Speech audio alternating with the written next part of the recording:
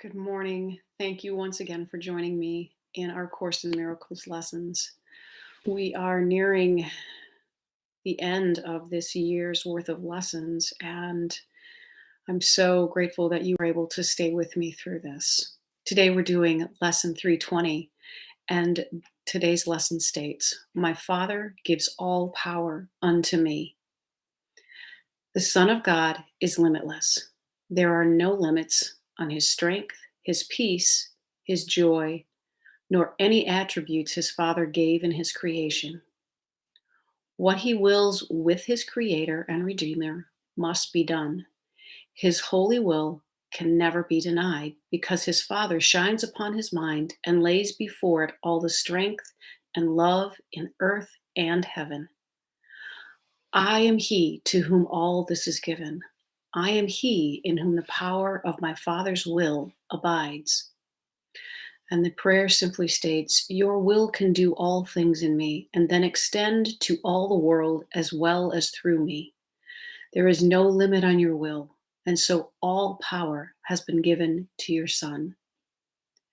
And that is the end of lesson 320. My Father gives all power unto me.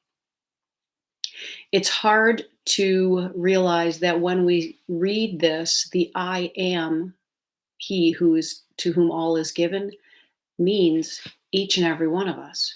We are the Son of God. We are the being to which all of the power of God to co-create has been given. When we use our power of creation aligned with our highest and best, aligned with that truth of who we are, there is absolutely nothing we can't do. It's when we get caught in the ego's world and the belief that we are somehow small or separate from God that we become fallible, that we become woundable, that somehow we can come up short with anything. Use this lesson today to really try to wrap your head around the truth of the powerful creator and co-creator that you are. There are no limits on your strength, your peace, your joy, or any other attributes that we have given to God. We just simply need to join with God to co-create because our holy will can never be denied. What a spectacular lesson that is. Okay, let's see what Tina Spalding's channelings tell us. You are blessed beings indeed. I am that one you know as Jesus. You are made in the image of God. You are made as powerful creators, and you have the ability to manifest anything you want. That is what you are all doing. The problem is most of you have the unconscious minds and you don't know which programs and beliefs you have, so they miscreate all over the place. Negative beliefs and ideas that your grandmother used to tell you when you were sitting on her knee when you were 4 are still in there. They are put in there intentionally by authority figures, and they will not be removed until you remove them. These beliefs and ideas limit you. It is not a natural limit that you feel in your daily experience.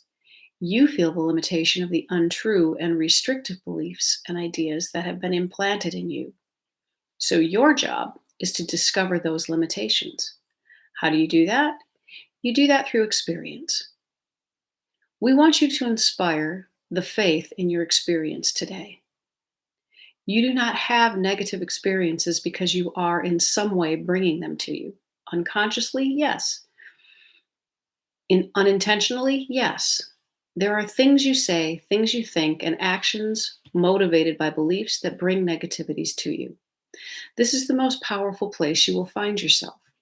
When you realize that even though you are doing your best with your conscious mind, the programs that have been indoctrinated into you actively undermine the effort you are using with your conscious mind. And percentage-wise, your unconscious or subconscious mind has a much larger percentage of your body-mind's control. You do not have to think about your heart beating. You do not have to think about digesting food. You do not have to think about cleansing your blood. You do not have to think about growing your hair. All these are unconscious in you. Thank goodness for that. There would be no time for anything else if you had to think about all those things. Then we go to the subconscious. The subconscious is where you have put all the stories, beliefs, indoctrinations, and lessons you have experienced. It is where you store them out of sight and out of mind, but they still play through. For example, you took lots of tests in school where you had to learn your times tables and your alphabet. You don't have to think about that anymore. You know it.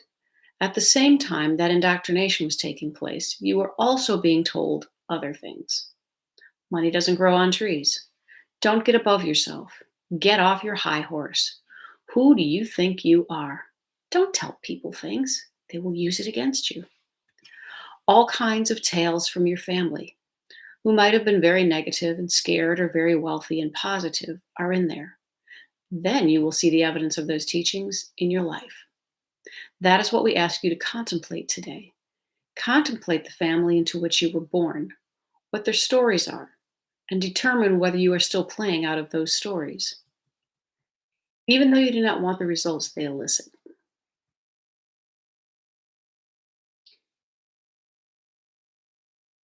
The mind retraining program we are conducting here, that you are voluntarily participating in, is to help you to focus your mind on that which is beautiful, that which is freedom, that which is creativity, and that which you love.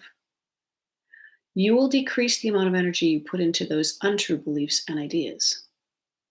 If you keep seeing in yourself thoughts, feelings, and behaviors that remind you of things you don't want or don't like to experience, then you need to bring them up into your conscious mind and ask, what am I doing in this area of my life that keeps me from blossoming, that keeps me from flourishing? And you will very, very quickly see that you are thinking things, saying things, or doing things that are out of accord with abundance and joy in that area of your life. You can focus your attention to transform your thoughts, beliefs, interactions so that you are congruent in thoughts, words, and deeds. Many beings will say this is not the business of A Course in Miracles, teaching you how to live your daily life. But living your daily life gets better when you apply these principles. So don't focus on the daily life per se. Focus on what we're teaching you. Implement these processes and use your mind for good, for love, and for the evolution of human consciousness. Your daily life will improve as a side effect of the mastery of your mind. I am that one you know as Jesus, and we will speak to you again tomorrow. And that is the end of Tina Spalding's channelings. The awareness that we have so many things that become knee-jerk reactions, that become a way of life. It's the kind of idea that when we ask why we do something that way, and the response is, I don't know, it's always been done that way. Or when you hear a comment about money and you go to one of those old sayings that have just been drilled into your head, not even necessarily intentionally. No one told you to study the fact that the idea that money doesn't grow on trees.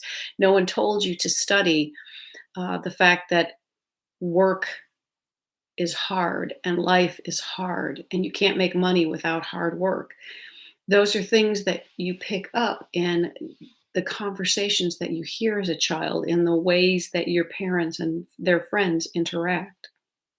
And so what happens is we develop those brain grooves, we develop those ruts in the road of our life, and we need to now become aware that we are in those ruts so that we can change the road that we're on, so that we can repair those ruts, make new pathways with a more loving idea rather than the negative ones.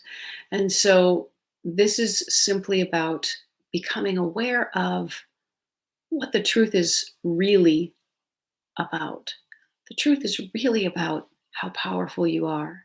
And the ego would have us not know that, because if we understood how powerful we are in our creative abilities through love, the ego would simply vanish. It would no longer exist. And so the ego is fighting for its life in sort of a literal sense. Don't judge yourself. Don't beat yourself up when you find that these old tapes are playing in your head, or when you find these beliefs are somehow creeping into your life. Become aware, use it as an aha moment, and allow yourself to feel the gratitude of being able to have that awareness so that you can say, I can change this. So you can know that you can change it. It's not unlike if you are, you get an injury. I've heard many times someone will have a fall and they'll go be checked for a concussion. Then they find this a brain injury of some sort, a brain tumor or something they didn't know was there, and so they can take care of it before it causes the real damage, if you will. Be open to the idea that there will be information coming to you. And when you have the awareness that there is some negativity that you have been buying into for maybe most of your life, now is simply the opportunity to change it. It's not a wrong thing, it's just a new way of approaching life. Have a great day. I'll talk to you tomorrow. Bye bye.